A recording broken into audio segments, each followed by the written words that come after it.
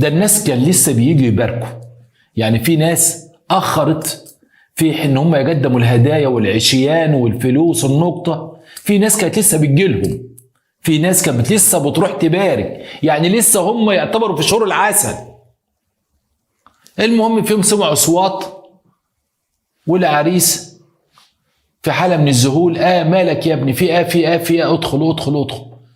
الجيران بيقولوا دخلوا لقوا العروسه الحامل في 3 شهور مذبوح.